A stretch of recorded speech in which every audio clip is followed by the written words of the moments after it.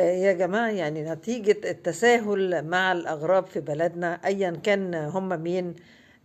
بس في واحد أريتري طالع يقول لك عشان مصر بتقنن يعني الأوضاع وكده، بتشوف ده هو قاعد ليه أصلا والكلام ده أو غيره يعني.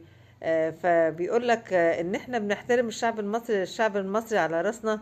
سمعناها طبعا قبل كده حكاية على راسنا دي. لكن الشرطة المصرية لأ. الشرطة المصرية دول تبع السيسي ومعرفش ايه.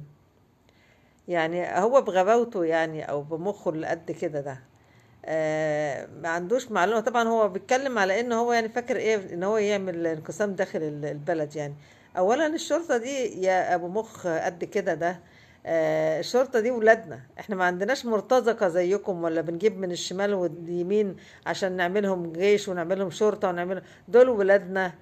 الناس دي اللي هي دمنا ولحمنا، اللي هم بيدافعوا عننا برضو بدمهم ولحمهم برضو. ومش معقولة يعني يجي أي ناطع قاعد في البلد بقى هيقعد يقسمنا ويقول لنا لا الجيش غير الشرطة والشرطة غير الشعب والشعب غير، ودول بقى دول تبع السيس ودول يعني ايه غور بقى في داهية ويعني ويا ريت ايه كل واحد يحترم نفسه.